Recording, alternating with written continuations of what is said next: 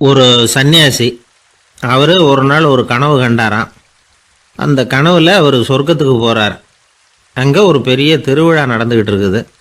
எங்கே பார்த்தாலும் அலங்கார வளைவுகள், வண்ணமயமான விளக்குகள், பாதைகள் பூரா மலர்கள், எல்லா கட்டடங்களும் ஒளிமயம். அவ்வளவு கோலாகலமாக பிரம்மாண்டமாக அந்த திருவிழா நடந்துக்கிட்டு இருக்குது. அது என்ன திருவிழாங்கிறது இந்த சன்னியாசிக்கு புரியல. அங்கே எதிரில் வந்துக்கிட்டு இருந்த ஒருத்தரை நிறுத்தி, என்ன விசேஷம் இங்கே அப்படின்னு விசாரிச்சாராம். உனக்கு தெரியாத விஷயம், இன்னைக்கு இறைவனுக்கு பிறந்த நாள், அதை தான் எல்லாரும் சேர்ந்து கொண்டாடுறோம். இதுக்காக பிரம்மாண்டமான ஊர்வலம் ஒன்று வரப்போகுது. இறைவனே அந்த ஊர்வலத்தில் கலந்துக்கிறார் அப்படின்னார் அவர். உடனே அந்த சன்னியாசி ஒரு மரத்து நிழலில் ஒதுங்கி நின்றுக்கிட்டார். ஊர்வலம் வந்துக்கிட்டு இருக்குது. முதல்ல ஒரு குதிரை வந்துக்கிட்டு இருக்கு. அது மேலே ஒருத்தர் உட்காந்துருக்கிறார். அவருக்கு பின்னாடி நிறைய பேர் கூட்டமாக வந்துக்கிட்டு இருக்கிறாங்க. இவ்வளவு கூட்டம் இவர் பின்னாடி வருதே, யார் இவர் அப்படின்னு கேட்டார். ஒரு மதத்தின் பெயரை சொல்லி, இவர் அந்த மதத்தின் தலைவர், அவரை பின்பற்றுகிற மக்கள் கூட்டம் பின்னாடி வந்துக்கிட்டு இருக்குது அப்படின்னு விவரம் சொல்லியிருக்கிறாங்க. இவங்களுக்கு அடுத்தபடியாக இன்னொரு குதிரையில் ஒருத்தர் வந்துக்கிட்டு இருக்கிறார். அவருக்கு பின்னாடி ஏகப்பட்ட கூட்டம். இவர் யாருங்க அப்படின்னு கேட்டிருக்கார் சன்னியாசி.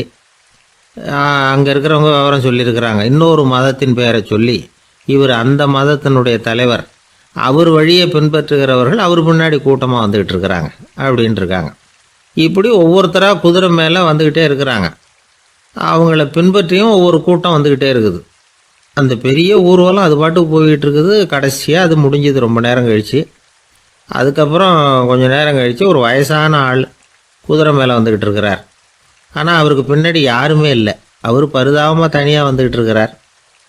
அவர் அந்த ஊர்வலத்தை சேர்ந்தவரா இல்லையாங்கிறதே தெரியல. இவர் யார், இவர் ஏன் இப்படி தனியாக வந்துக்கிட்டு இருக்கிறார் அப்படின்னு கேட்டிருக்கார் அந்த சன்னியாசி. என்னது இப்படி கேட்குறீங்க? இவர் தான் கடவுள். இவருக்காக தான் இன்றைக்கி இந்த ஊர்வலமே நடக்குது. இவருக்கு தான் இன்றைக்கி பிறந்த நாள். முன்னாடி போகிற ஊர்வலம் பூரா இவருடைய பிறந்த நாளை கொண்டாடுறதுக்காக தான் அப்படின்ட்டுருக்காங்க. இதை கேட்டதும் அந்த சன்னியாசிக்கு திடுக்குன்னு தூக்கி போட்டிருக்கு. இது வரைக்கும் கனவு கண்டுக்கிட்டு இருந்தவர் முடிச்சுக்கிட்டார். அதுக்கப்புறம் தான் யோசித்து பார்த்துருக்கார். உண்மைதான், மக்கள் எல்லாரும் பக்தி மார்க்கத்தில் போகிறதா நினச்சிக்கிட்டு பாதை மாறி போய்கிட்டு இருக்கிறாங்க. கடவுளை பின்பற்றுவதாக நினைக்கிறாங்க பக்தர்கள். ஆனால் கடவுளுக்கு பின்னாடி யாருமே இல்லை. இன்னமும் இயல்பாக இதை பற்றி யோசித்து பார்த்தா, உண்மைக்கு பின்னாடி தான் நான் போய்கிட்டு இருக்கேன் அப்படின்னு நிறைய பேர் சொல்கிறாங்க. ஆனால் அந்த உண்மை அனாதையாக போய்கிட்டு இருக்குது. அப்படி ஆயிட்டுது உலகம்.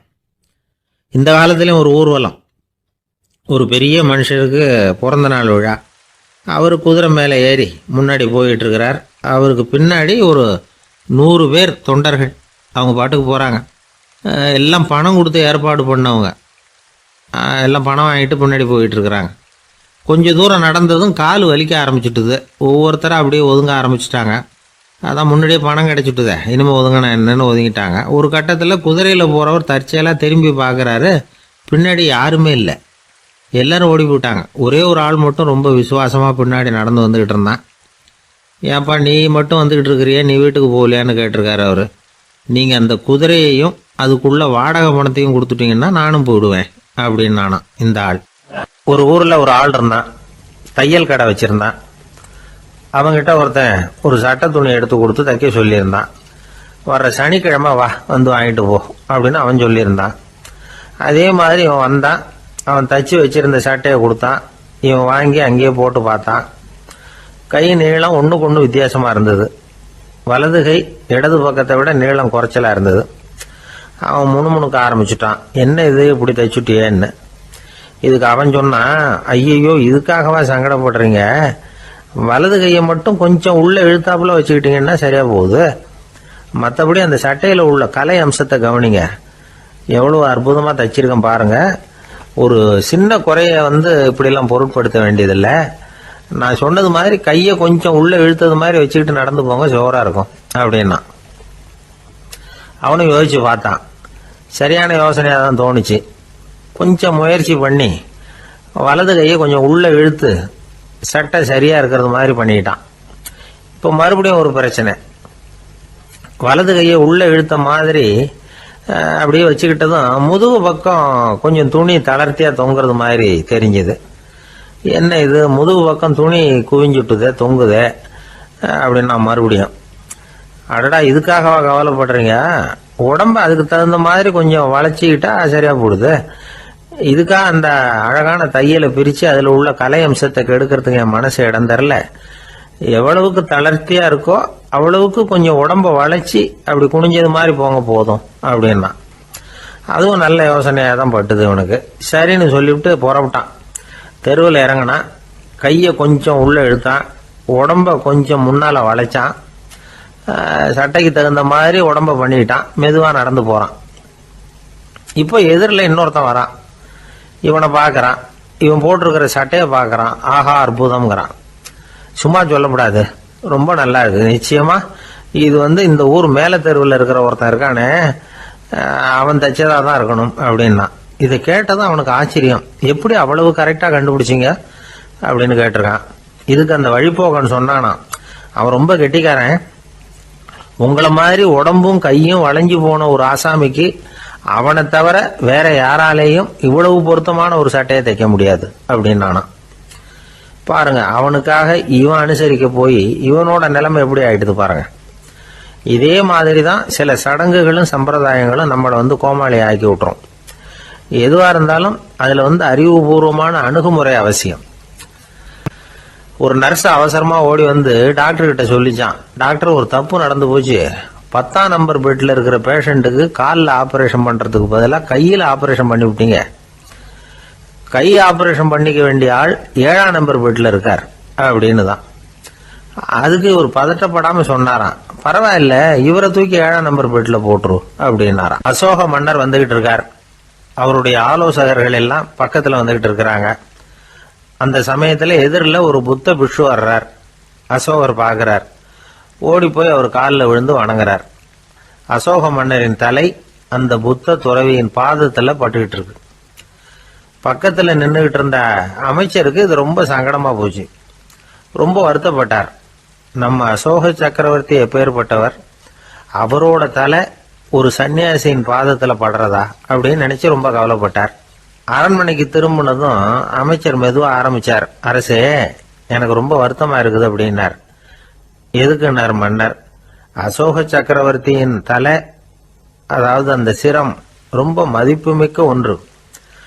அது ஒரு சன்னியாசியின் காலில் படலாமா அப்படின்னார். அசோகர் பதில் சொல்லல, சிரிச்சார், போயிட்டார். அதுக்கப்புறம் ஒரு சரியான சந்தர்ப்பத்துக்காக காத்துக்கிட்டு இருந்தார். ஒரு நாள் அமைச்சரை கூப்பிட்டார். எனக்கு 3 தலைகள் வேணும் அப்படின்னார். சொல்லுங்க கொண்டுகிட்டு வரேன் அப்படின்னார் அமைச்சர். அசோகர் சொன்னார், முதல்ல எனக்கு தேவையானது ஒரு ஆட்டின் தலை, 2வது ஒரு புலியின் தலை, 3வது ஒரு மனிதனின் தலை. இதுதான் அசோகர் கேட்டது. எங்க இருந்தாலும் கொண்டு வாங்கன்னார். அமைச்சர் புறப்பட்டார். ஆட்டுத்தலை புலித்தலை கிடைச்சிட்டுது. அப்புறமா ஒரு சுடுகாட்டுக்கு போய் ஒரு மனித தலையும் சேகரம் பண்ணிட்டு ராஜா கிட்ட வந்துட்டார். அரசே உங்கள் ஆணைப்படி 3 தலைகளையும் கொண்டு வந்திருக்கிறேன்னார். அசோகர் பார்த்தார், ரொம்ப நல்லது, இப்ப இது 3ஐயும் எடுத்துக்கிட்டு போய் சந்தையில வித்துட்டு வாங்க அப்படின்னார். அமைச்சர் அதுகளை எடுத்துக்கிட்டு சந்தைக்கு போனார். முதல்ல ஆட்டுத்தலை நல்ல விலைக்கு வித்து போச்சு. நல்ல விலை கொடுத்து வாங்கிட்டு போட்டாங்க. அடுத்தபடியா புலி தலைய ஒருத்தர் வாங்கிட்டார். அதை பாடம் பண்ணி வீட்டில் மாட்டி வைக்கலாமே அப்படின்னு நினைச்சு அதையும் வாங்கிட்டு போட்டார். மனித தலையை மட்டும் வாங்கறதுக்கு யாரும் முன் வரல. எல்லாரும் அதை பார்த்துட்டு விலைக்கு போக ஆரம்பிச்சாங்க.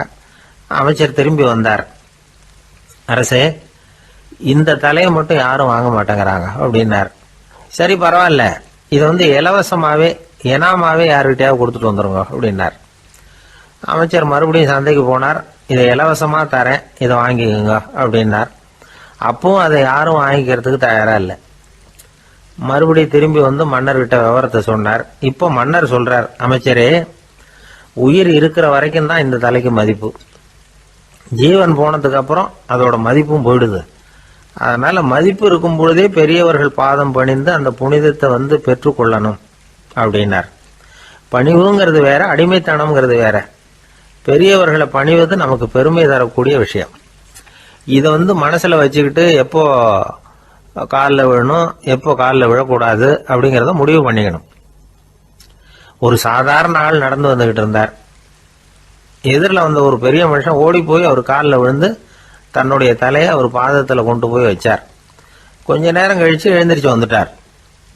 வந்த பிறகு இவரை கேட்டேன், ஏன் திடீர்னு ஓடி போய் அந்த ஆளு காலில் விழுந்தீங்க, அப்படின்னு. அவர் போட்டிருக்கிறது என்னோட காணாமல் போன செருப்பான்னு கண்டுபிடிக்கிறதுக்காக அப்படி விழுந்தேன் அப்படின்னு. ஒரு ஊரில் ஒரு ஆள் இருந்தான். அவன் ஒரு நாள் கோயிலுக்கு போனான்.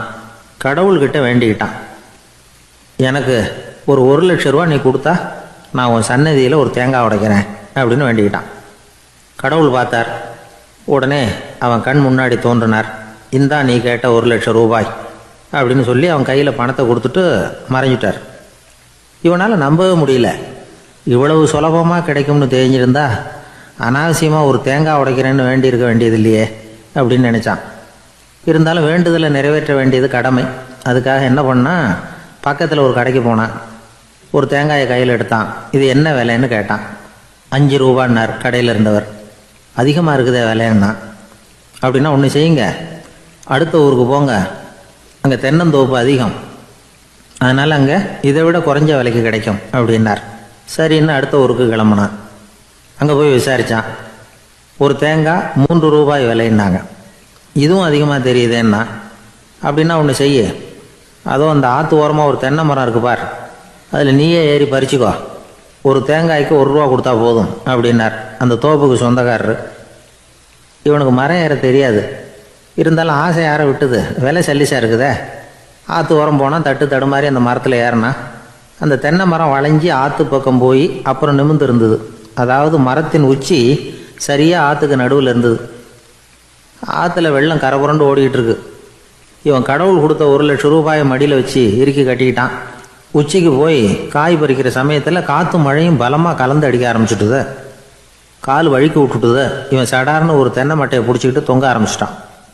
கீழே பயங்கரமான வெள்ளம். மடியில் 1,00,000 ரூபா பணம். என்ன செய்கிறதுன்னு தவிக்கிறான். இந்த சமயம் கரையில் ஒரு யானை பாகன் யானையை குளிப்பாட்டிக்கிட்டு இருக்கிறான். அது அவன் கண்ணில் பட்டுது. ஐயா ஒரு உதவின்னு கத்துனான். அவன் என்ன செய்யணும்னு கேட்டான். உன் யானையை மெதுவாக இங்கே அழைச்சிட்டு வா, எனக்கு நேராக கீழே நிறுத்து, என் காலை பிடிச்சி மெதுவாக கீழே இறக்கி விட்டுரு, என் மடியில் இருக்கிற பணத்தில் உனக்கு 10,000 ரூபா தரேன் அப்படின்னா. அவன் பார்த்தான். காலை கையை பிடிச்சா கூட எவனும் இந்த காலத்தில் 10 ரூபாய்க்கு மேலே தரமாட்டேங்கிறான். இவன் காலை பிடிச்சா 10,000 தர்றேங்கிறான் அப்படின்னு யோசனை பண்ணான். உடனே யானையை கொண்டுட்டு போனான். அவனுக்கு நேராக கீழே நிறுத்தினான். அவன் காலை பிடிச்சான். அவ்வளவுதான். அந்த நேரம் பார்த்து யானை மெதுவாக நடந்து அப்பால் போட்டுது. இப்போ யானை பாகன் அவன் காலை கெட்டியாக பிடிச்சிக்கிட்டு தூங்குறான். பரிதாபமாக மேலே பார்க்குறான். அவன் மட்டையை பிடிச்சிக்கிட்டு தூங்குறான். இப்போ யானை பாகன் சொல்கிறான், தம்பி மட்டையை விட்டுறாத, கெட்டியாக பிடிச்சிக்கோ, நான் உனக்கு 10,000 ரூபா தரேன், இதோ மடியில் தான் வச்சுருக்கேன்னா. மேலே தொங்குறவனுக்கு இந்த நிலைமையிலேயும் ஒரு சந்தோஷம், மேற்கொண்டு ஒரு 10,000 ரூபா நமக்கு கிடைக்கும் போல இருக்கே அப்படின்னு.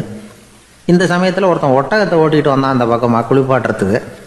யானை பாகம் பார்த்துட்டான். ஐயா ஒட்டகக்காரரே, அதை இங்கே கொண்டுட்டு வா, எங்கள் காலை பிடிச்சி பத்திரமா இறக்கி விடு, நாங்கள் பணம் கொடுக்குறோம்னா. அவனும் பணத்துக்கு ஆசைப்பட்டு வந்தான். அவன் காலை பிடிக்கிற சமயம் ஒட்டகமும் நழுவி போட்டுது. இப்போ 3 பேருமே வரிசையாக தொங்குறாங்க. ஒட்டகக்காரன் கத்துறான், தம்பி மட்டையை விட்டுறாத, கெட்டியாக பிடிச்சிக்கோ, நான் என் மடியில் இருக்கிற 5,000 உனக்கு தந்துடுறேன்னா. மேலே தொங்குறவனுக்கு இன்னமும் சந்தோஷம், இவனும் பணம் தர்றேங்கிறான். அப்படின்னா இன்றைக்கி நமக்கு மொத்த பண வரவு எவ்வளவு அப்படின்னு ஒவ்வொன்றா கூட்டி பார்க்க ஆரம்பித்தான். மனக்கணக்கு சரியாக வரல.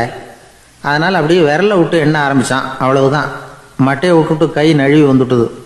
3 பேரும் பொத்துன்னு ஆற்றுல விழுந்தாங்க. படாத பாடுபட்டு தட்டு தடுமாறி கரைக்கு வந்து சேர்ந்தாங்க.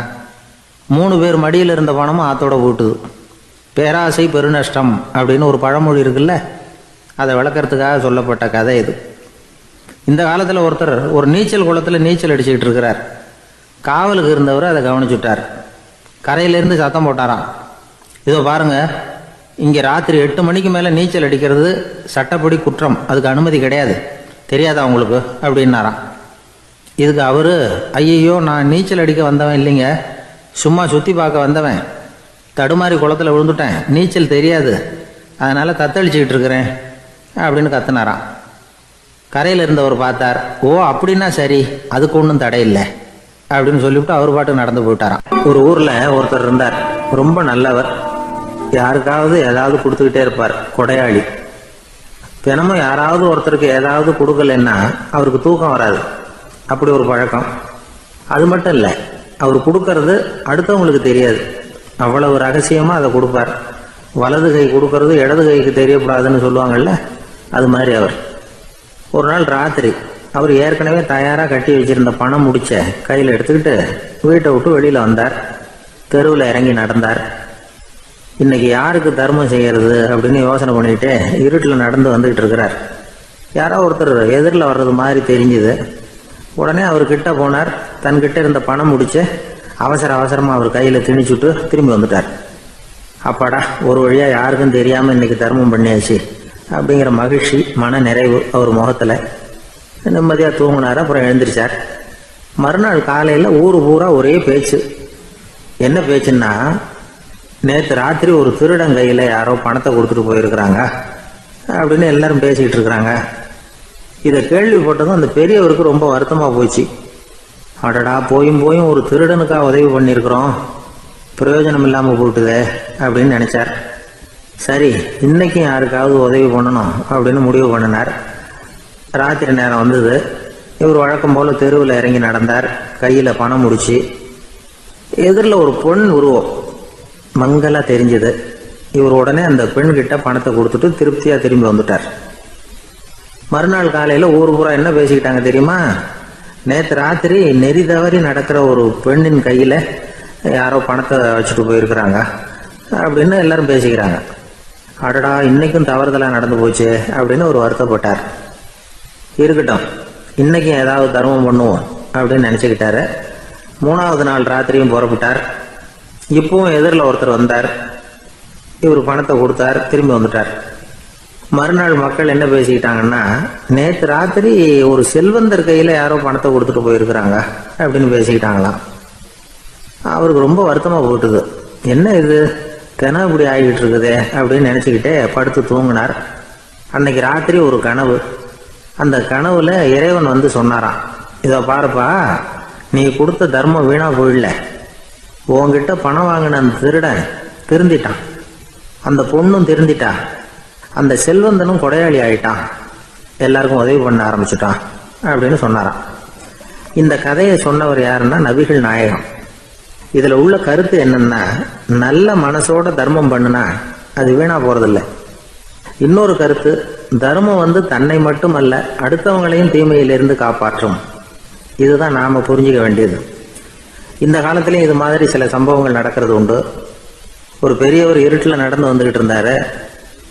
எதிரில் வந்த ஒருத்தன் வலுக்கட்டாயமா ஒரு கையை பிடிச்சி ஒரு பண முடிப்பை கொடுத்து வச்சுக்க சொல்லிவிட்டு விலகி போயிட்டான். பெரியவருக்கு ஆச்சரியம், இந்த காலத்திலையும் இப்படி வலது கை கொடுக்கறது இடது கைக்கு தெரியக்கூடாதுன்னு நினைக்கிற கொடையாளிகள் உண்டு போல இருக்கு அப்படின்னு யோசனை பண்ணிக்கிட்டே நடந்தார். கொஞ்சம் தூரம் போயிருப்பாரு. அதுக்குள்ள அதே ஆள் திரும்பி வந்தான். கொடுத்த பண முடிப்பை திருப்பி கொடுங்க அப்படின்னு கேட்டு வாங்கிட்டான். இவருக்கு ஒன்றும் புரியல. ஏன் இப்படி பண்றேன்னார். அது ஒன்றும் இல்லைங்க, கொஞ்ச நேரம் இதை உங்ககிட்ட கொடுத்து வச்சிருந்தேன், அவ்வளவுதான் அப்படின்னா. ஏன்னு கேட்டார். என்னை பின்னாடி போலீஸ் தேடிக்கிட்டு வந்துகிட்டு இருக்குது, அதுதான் அப்படி பண்ணேன், இப்போ போயிட்டுது, இனிமே ஒன்றும் பயம் இல்லை அப்படின்னு சொல்லிவிட்டு அவன் பாட்டுக்கு நடந்து போறான். ஒரு காட்டுல ஒரு நரி இருந்தது. ஒரு நாள் காலை நேரம் அது தன்னுடைய இருப்பிடத்திலிருந்து வெளியில வந்தது. கொஞ்சம் தூரம் நடந்து வந்தது. அப்பதான் அது தன்னோட நிழலை கவனிச்சு பார்த்தது. பார்த்தா அது ரொம்ப நீளமா பெருசா இருக்குது. காலை நேரத்துல நிழல் அப்படித்தானே இருக்கும். ஆனா அந்த நரிக்கு அந்த விஷயம் தெரியல. தன்னுடைய நீண்ட பெரிய நிழலை பார்த்து ஆச்சரியப்பட்டது.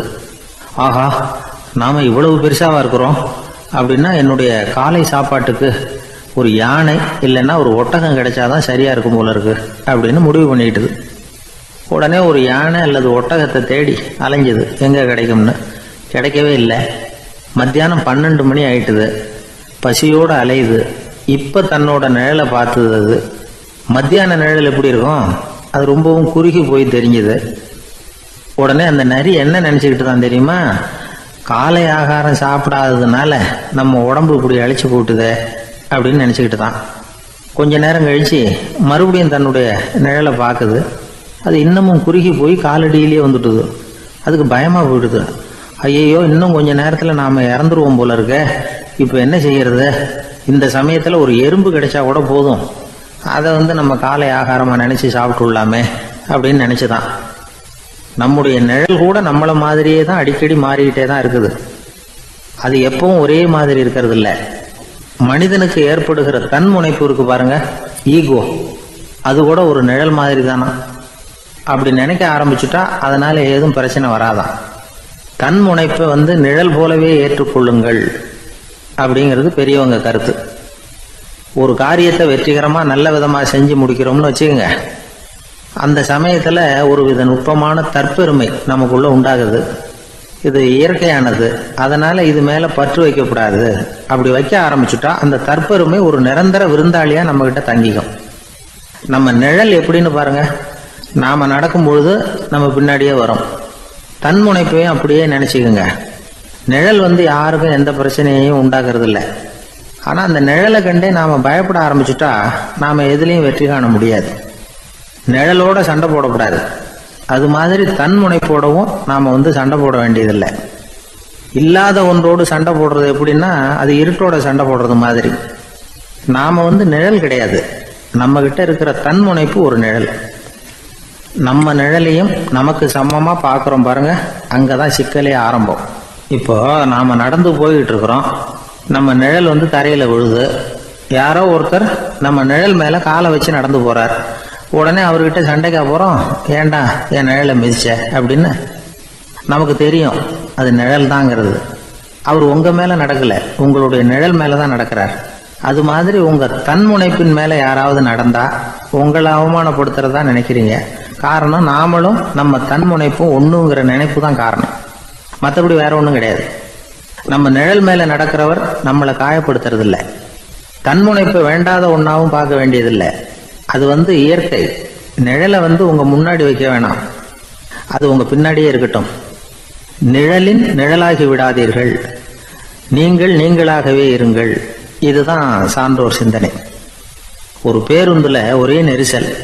ஒருத்தர் பக்கத்துல நின்றுகிட்டு இருந்தவர்கிட்ட ரொம்ப பணிவா விசாரிச்சார், ஏன் சார் நீங்க ஏதாவது பெரிய உத்தியோகத்துல இருக்கிறீங்களா அப்படின்னார். அப்படிலாம் ஒண்ணும் இல்லைங்கன்னார் அவரு. அப்படின்னா வேற ஏதாவது அரசியல்ல பெரிய பதவியில் இருக்கிறீங்களா அப்படின்னு கேட்டார். அதுவும் இல்லைங்கன்னார்.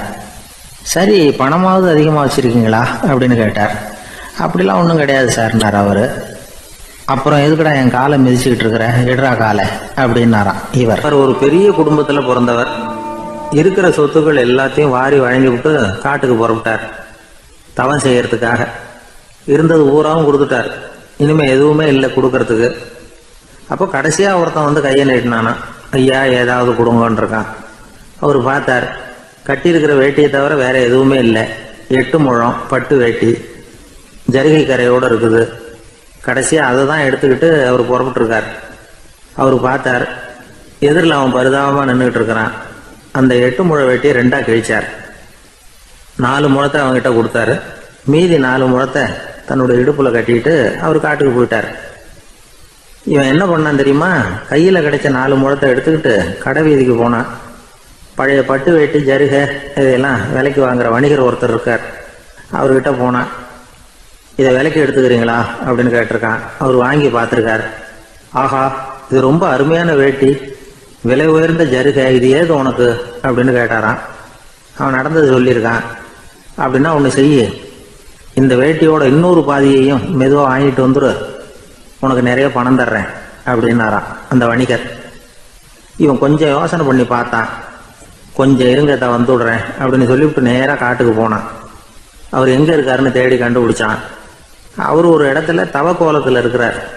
கட்டியிருந்த இடவேட்டியும் அவர் அறியாமல் நழுவி கீழே விழுந்து கிடக்குது. இவனுக்கு ரொம்ப வசதியாக போச்சு. அவரை கேட்க வேண்டிய அவசியமே இல்லை. மெதுவாக சத்தம் போடாமல் அடி மேலே அடி வச்சு நெருங்கினான். அவர் கண்ணை மூடிக்கிட்டு அவர் பாட்டு நின்றுட்டு இருக்கிறார். இவன் மெதுவாக போய் கீழே கிடந்த அந்த துணியை எடுத்துக்கிட்டு சத்தம் போடாமல் திரும்பி நடந்தான். ஒரு 2-3 அடி எடுத்து வச்சிருப்பான். அப்படி ஓட ஆரம்பிக்கிற சமயத்தில் அவன் காலில் கீழே கிடந்த முள்ளு ஒன்று நறுக்குன்னு தச்சு விட்டுது. வலி தாங்க முடியாமல் அம்மான்னு கத்திருக்கான். இந்த சத்தத்தினால கண்ணை மூடி நின்றுகிட்டு இருந்த அவரோட தவம் கலைஞ்சது. மெல்ல கண்ணை திறந்து பார்க்கிறார். தன் இடையில இருந்த வேட்டி அவன் கையில் இருக்கு. இப்போ அவர் நினைக்கிறார், என்ன நினைக்கிறாருன்னா, இந்த வேட்டி மீது நான் வைத்த ஆசை அல்லவா அவனை திருடனாக ஆக்கி விட்டது அப்படின்னு நினைச்சாராம். இந்த வேட்டி மேல நாம வச்ச ஆசை அவனை திருடும்படி ஆக்கி விட்டதே அப்படின்னு நினைச்சாராம். இது எப்பேற்பட்ட மனநிலை அப்படிங்கிறத கொஞ்சம் யோசனை பண்ணி பாருங்க. தான் ஒரு பொருள் மேல வச்ச பற்று இன்னொரு மனிதன் திருடனாக ஆகிறதுக்கு காரணம் ஆயிட்டுதேன்னு நினைக்கிறார். அப்படி நினைச்ச அந்த பெரியவர் யார் தெரியுமா? அவர் தான் மகாவீரர். இழந்துட்டேங்கிறிய, நீ என்னத்தை கொண்டுகிட்டு வந்த எங்க இழந்துடுறதுக்கு? நீ என்னத்தை உண்டாக்குன இது அழிஞ்சுட்டுதுன்னு சொல்றதுக்கு? இதுதான் அவருடைய சிந்தனை. இன்றைக்கு நம்ம சிந்தனையெல்லாம் வேற மாதிரி இருக்குது. ஒருத்தன் நடுத்தருவில் உட்காந்து அழுதுகிட்டு இருந்தான். அந்த வழியா வந்தவர் ஒருத்தர், ஏன்பா அழறேன்னு கேட்டாராம். 5 ரூபா சார், இந்த இடத்துல விழுந்துட்டுது, ரொம்ப நேரமா தேடுறேன், கிடைக்காது போல இருக்கு அப்படின்னு சொல்லிவிட்டு அழறான். எப்போ தொலைஞ்சதுன்னு கேட்டாராம் அவரு. அது எனக்கு தெரியாது சார், பணத்தை தொலைச்சவன் தேடி பார்த்துட்டு போயிட்டான், நான் அவனுக்கு பின்னாடி தேட வந்தவன் அப்படின்னு நானாம். இவன் நம்மளை மாதிரி ஒரு ஆசாமி, அவன் நம்மளை மாதிரியே கற்பனை பண்ணான். அதாவது நாம தான் இந்த உலகத்துல ரொம்பவும் கஷ்டப்படுறோம், மற்றவங்க எல்லாம் சந்தோஷமா இருக்கிறாங்க அப்படின்னு அவன் நினைச்சுக்கிட்டான். அவன் ஒரு நாள் கடவுளை வேண்டிக்கிட்டானா, சுவாமி, இந்த உலகத்துல எவ்வளவோ பேர் இருக்கிறாங்க, ஒவ்வொருத்தருக்கும் ஒவ்வொரு விதமான கஷ்டம் இருக்கலாம், ஒத்துக்கிறேன், இருந்தாலும் எனக்கு அது கொஞ்சம் அதிகமா இருக்கிறது மாதிரி தெரியுது. அதனால நீங்க எனக்காக ஒரு சின்ன உதவி செஞ்சா போதும். அது வேற ஒண்ணும் இல்லை, என்கிட்ட இருக்கிற துயரங்களை இன்னொருத்தர் யாருக்கிட்டையாவது கொடுத்துருங்க, அவர்கிட்ட இருக்கிற துயரங்களை என்கிட்ட மாத்தி கொடுத்துருங்க, ஒரு மியூச்சுவல் டிரான்ஸ்ஃபர், அவ்வளவுதான், அப்படி பண்ணிவிட்டா போதும் அப்படின்னு வேண்டிக்கிட்டானான். அன்னைக்கு ராத்திரியே அவன் ஒரு கனவு கண்டிருக்கான். வானத்திலிருந்து ஒரு குரல் கேட்டிருக்கு. அது என்ன சொல்லிச்சு தெரியுமா? ஏ ஜனங்களே, எல்லாரும் அவங்க கஷ்டங்களை ஒரு பையில போட்டு எடுத்துக்குங்க, அப்படி எடுத்துக்கிட்டு நேரா இந்த ஊர் எல்லையில இருக்கிற கோயிலுக்கு வந்து சேருங்க அப்படின்னு அந்த குரல். ஆஹா, கடவுள் நம்ம பிரார்த்தனைக்கு செவி சாய்ச்சுட்டார் அப்படின்னு சந்தோஷப்பட்டான் இவன். உடனே என்ன பண்ணா, தன்கிட்ட இருந்த கஷ்டத்தையெல்லாம் ஒரு சாக்கு பையில போட்டு எடுத்துக்கிட்டான். வீட்டை விட்டு வெளியில வந்தான். தெருவில் இறங்கி நடக்கிறான். அங்க பார்த்தா ஏகப்பட்ட பேர் ஆளுக்கு ஒரு பைய தூக்கிக்கிட்டு கோயிலுக்கு போயிட்டு இருக்கிறாங்க. சில பேர் மூட்டையா கட்டி தலையில சுமந்துக்கிட்டு போயிட்டு இருக்கிறாங்க. இவன் பார்த்தான். இவனுக்கு ரொம்ப ஆச்சரியமா இருந்தது. ஏன்னா எல்லாரும் வச்சிருக்கிற பைய இவன் பைய விட பெருசா இருந்தது. இவன் பை தான் இருக்கிறதுலயே கொஞ்சம் சின்னதா தெரிஞ்சது.